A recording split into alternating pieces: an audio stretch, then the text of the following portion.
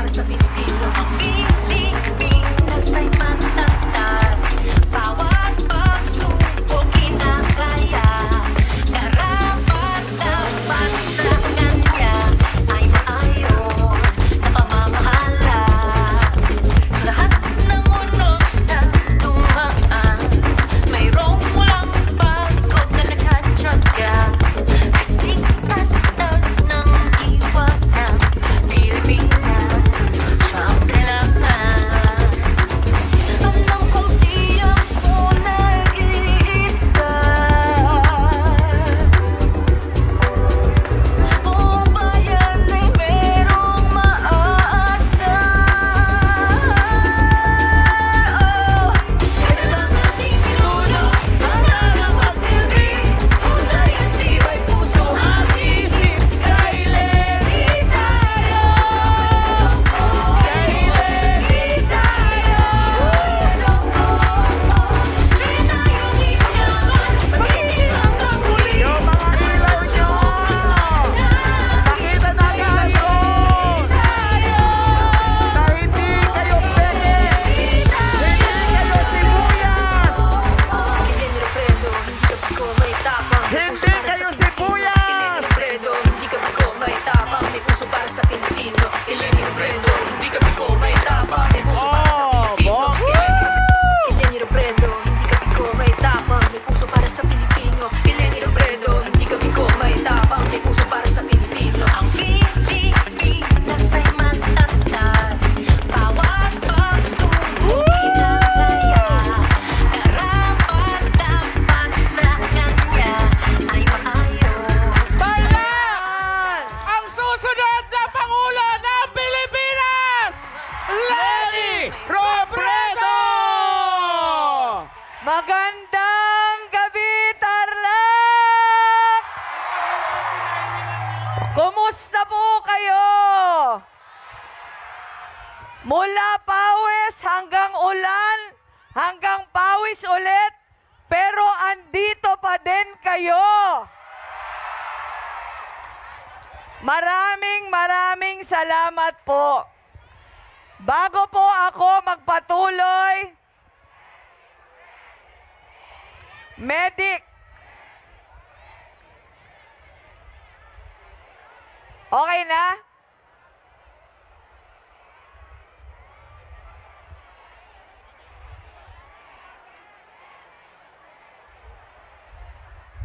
Okay na ba? Meron na? Ayan.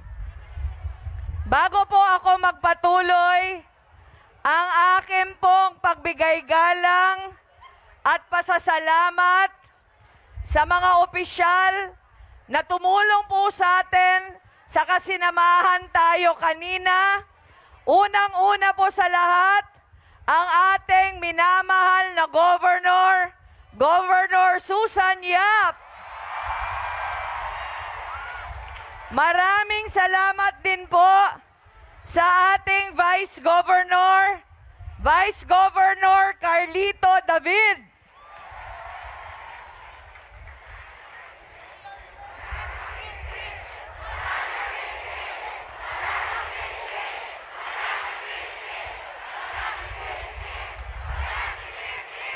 Maraming salamat din po Congressman Noel Villanueva ng 3rd District ng Tarlac.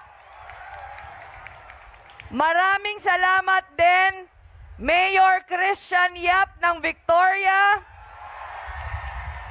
Mayor Nora Modomo ng Santa Ignacia, Mayor Raycat Katakuta ng Capas, Mayor Lita Aquino ng Moncada, Mayor Eloy Eclar ng Herona, ang ating pong mga board members, ang ating pong mga councilors, pero aayain ko po ngayon ang ating pong minamahal na Vice Mayor ng lungsod ng Tarlac, Vice Mayor Aro Mendoza.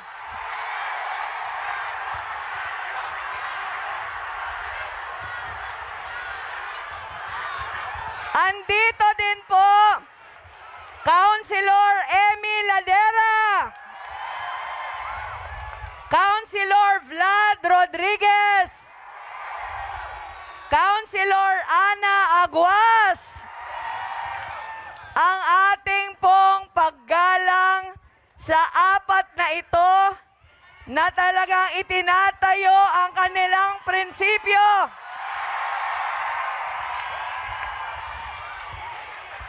Kasama din po natin dito, Mayor Ray Katakutan ng Kapas,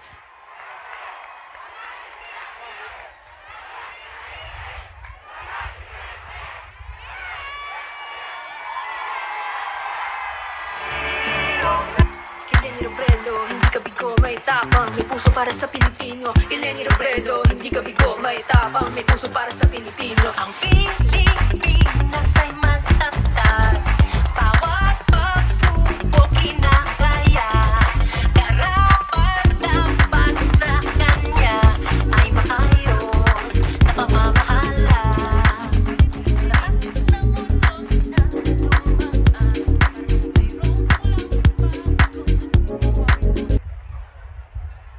ayan. Pasensya na po, gusto kong lumapit sa inyo kasi napakalayo ko.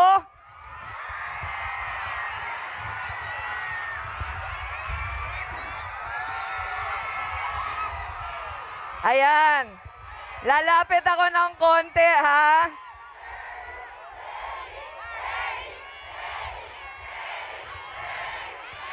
Ayon.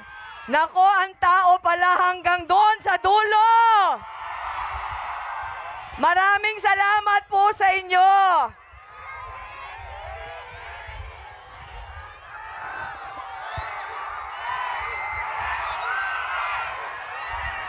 Maraming salamat. Eto po, kanina po, nakita po natin dito si Miss Chris Aquino, kasama po si Josh, saka si Bimbi. Pero gusto ko pa din pong magpasalamat sa kanyang mga kapatid na andito din po ngayong gabi. Si Bolsi, si Pinky, saka si Viel. Nagpapasalamat din po ako, syempre, Senator Bam Aquino, nakataka dito din sa inyo sa Tarlac. Yung kanya pong magulang, kasama din po natin ngayong gabi, si Tito Paul, saka si Tita Melanie. Andito din po, former Congressman Peping Cojuangco. Pero, ang sunod ko pong papasalamatan, yung mga nagpagod. Yung mga nagpagod para maging successful yung event natin ngayong gabi. Alam ko po, marami sa inyo, walang tulog ng ilang gabi na. Kaayos, hindi lang dito, pero kanina sa mga mini rally natin. Gusto ko lang pong paabutan ng pasasalamat. Tarlac Pink Army! RPC Tarlac! Youth for Lenny Tarlac! Robredocs! Maraming salamat po sa ating mga doktor. Lawyers for Lenny. Maraming salamat sa ating mga abogado. Momshies for Lenny. LGBTQIA+ for Lenny. Bosconians for Lenny. Gusto ko din pong pasalamatan ang ating pong mga OFWs na nanonood po sa atin ngayong gabi through Facebook Live. Maraming salamat po kahit alanganing oras dyan sa inyo. Sinasamahan nyo kami.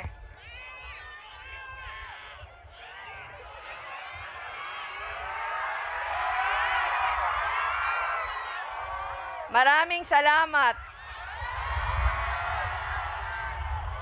Ayan. Alam nyo po, lapit ka dito.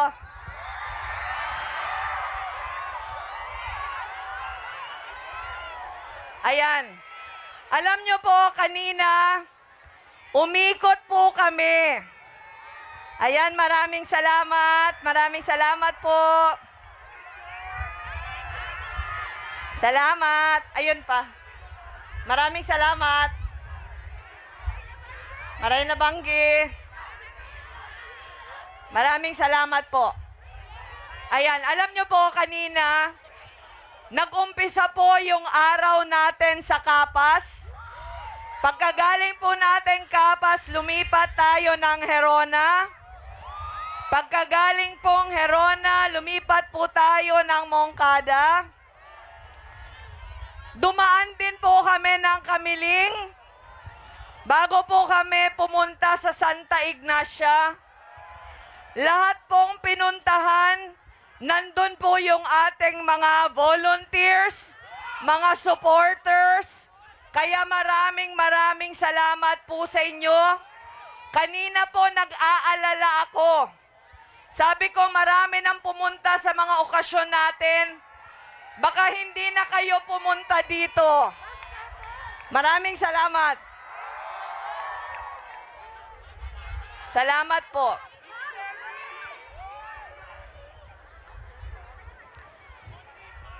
Nung umulan ng malakas, saan kayo pumunta? Hindi kayo gumalaw? So, kanina pawis na pawis kayo, tapos nabasa kayo ng ulan. Ngayon, pawis na naman ulit. Ang iba sa inyo, ilang oras na nakatayo. Pero bakit ba kayo nagtsatsaga ng ganito kagrabe? Di ba? Yung nagbibigay sa atin ng energy para magsakripisyong ganito, pag-asa. Pag-asa na nasa puso natin. Pag-asa na pag pinagtulong-tulungan natin, pag pinaghusayan natin itong darating na eleksyon, maraming magagandang pagbabago ang mangyayari sa bayan natin. At yung pag-asang yon, pagtitiwala sa mga leader na sa tingin nyo, ito yung magiging leader na titiwalaan nyo at susundin, pero pag-asa din sa sarili. Dahil parati nating inuulit-ulit, kung ang leader wala sa kanya ang tiwala ng mga Pilipino, wala ding pagbabagong mangyayari. Kanina po inuulit-ulit nyo, gobyernong tapat, angat buhay lahat, pero ano ang gustong sabihin? Pag ang gobyerno matapat, malinis, mahusay na pamamalakad ng mga lingkod bayan.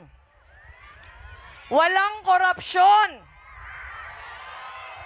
Alam po natin na pag walang korupsyon, mas maraming pera ng bayan ang mapupunta sa serbisyo sa taong bayan.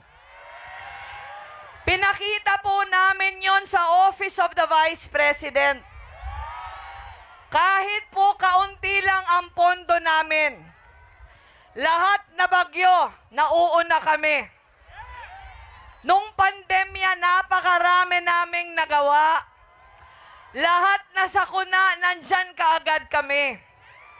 Pero paano po namin yung nagagawa kahit maliit yung pondo namin? Dahil pinapangalagaan namin ang pera ng taong bayan. Wala pong napupunta sa korupsyon. Pag sinabi po naming malinis kami, marami kaming resibong ipapakita sa inyo. Alam nyo na ito. Hindi po kami yung nagsasabi na hindi kami korap. COA na mismo. 3 magkakasunod na taon ang sabi po ng COA, malinis ang aming pamamalakad, walang korupsyon na nangyayari, kaya pinakamataas na COA audit rating na kukuha ng aming opisina. Pag ganyan po ang opisina ng pamahalaan, hindi lang na marami siyang serbisyong mabibigay sa taong bayan, pero kuha niya din yung tiwala ng tao. Kanina po meron doon may hawak na placard na Bayanihan i-konsulta volunteer siya. Di ba? Nandun kayo? Hindi naman po kami magkakilala. Pero nagvo-volunteer sa aming mga programa para makatulong sa tao. Bakit nagvo-volunteer? Dahil sa tiwala. Di ba? Bakit ka magpapagod kung wala ka namang tiwala sa pamahalaan? Maraming tumutulong. Halimbawa po pag bumagyo, talagang tambak na donasyon ang dumadating. Bakit ganon? Ganon po dahil alam ng tao na kung ano ang ibigay nila, siguradong mapupunta kung saan dapat mapunta yung kanilang pera. Ganon po yung gusto nating sabihin ng gobyernong tapat.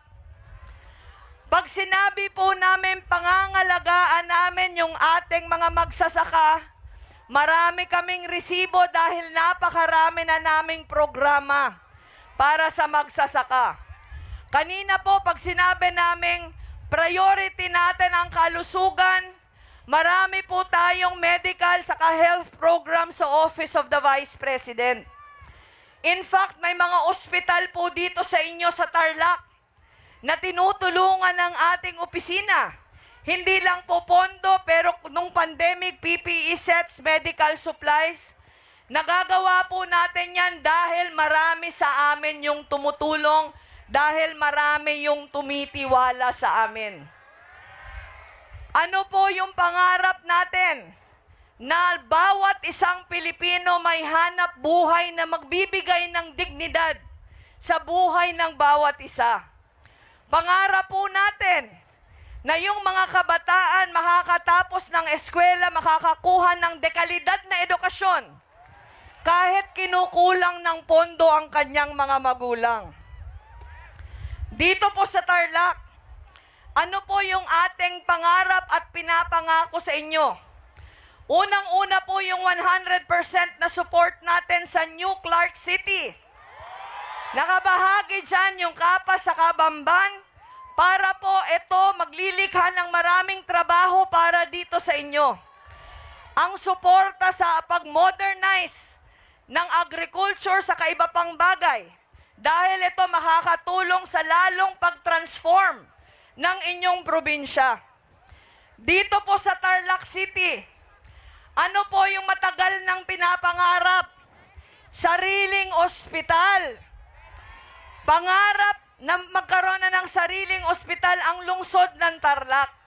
At pinapangako ko po sa inyo na pag kami po ang inyong tinulungan, sisiguraduhin natin na makakamtan nyo yung pinapangarap ninyo. Pag panahon ng eleksyon, maraming mga ngako. Maraming mga politikong pupunta dito, liligawan kayo. Ang sasabihin, mahal ko kayo. Pero ang dapat nating itanong sa kanila, nasaan kayo nung wala pang eleksyon? Pag panahon ng kampanya, nag-uunahan sa pagbisita sa atin. Pero nung hindi pa kandidato at wala pang kampanya, hindi man lang naisipan na silipin tayo. At alamin kung ano yung pangangailangan natin. Dito po sa Tarlac, ang opisina namin may eleksyon o walang eleksyon, may mga programa tayo dito. Kanina yung sinasabi ko po, nung nandito pa si Chris, nung panahon ng pandemya, nagkaroon po tayo ng Vaccine Express sa Kapas. Ang ating pong mga binakunahan, yung mga kapatid nating mga AITAS. At hindi lang po pagbabakuna, pero pagbibigay din ng ayuda para tulungan sila sa mga kahirapan ng kanilang pang-araw-araw na buhay. Nagbukas din po tayo ng Community Learning Hub para po kahit sarado yung mga paaralan, may napupuntahan yung mga estudyante na may mga gadget, may tutors. Medic. Request po ng medic dito sa gitna.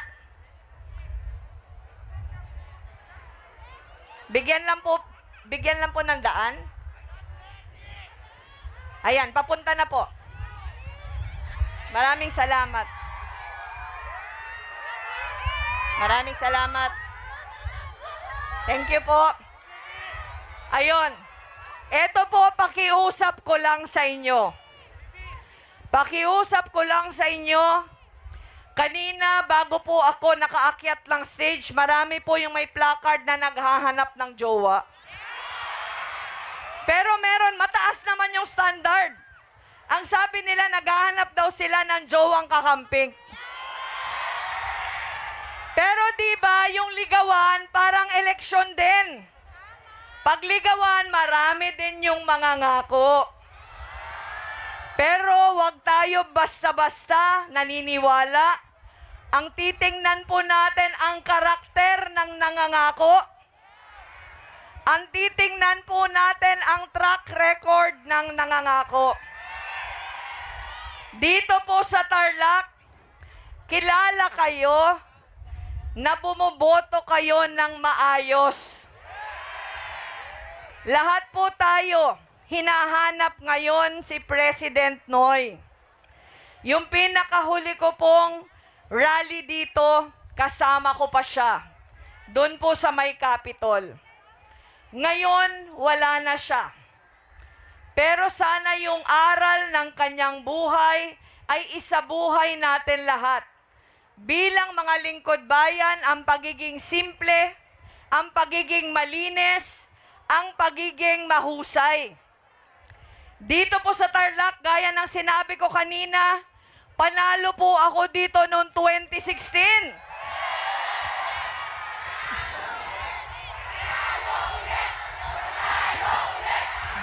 Maraming salamat.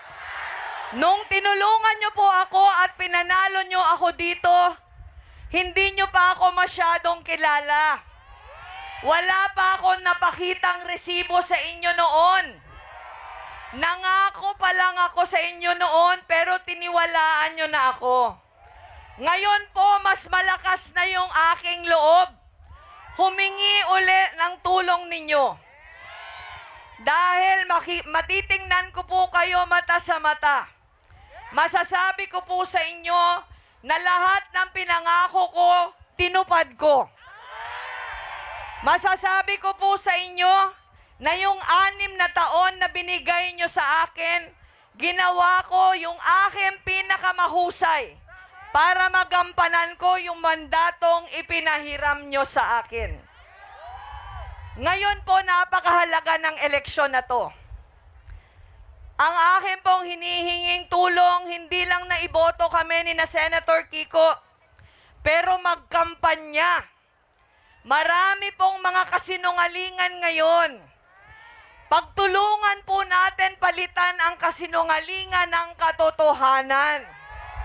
Para po yung eleksyon, ang magiging basehan naman nito, katotohanan. 48 days na lang po, eleksyon na. Ang hinihiling po namin sa inyo, kung nakapagsakripisyo na kayo ng pawis, ulan, pawis ulit, baka po pwedeng 48 days, nasamahan niyo po kami sa laban na ito. Hindi lang po ako, pero ang ating pong Vice President, Senator Kiko Pangilinan, ang ating pong mga senatorial candidates, Attorney Alex Lacson, Dean Chel Jokno, Senator Dick Gordon, Senator Laila De Lima, Senator Sonny Trillanes, Attorney Sonny Matula, Senator Risa Hontiveros, at Congressman Teddy Bagilat. Maraming salamat po sa inyo lahat. Mabuhay po kayo.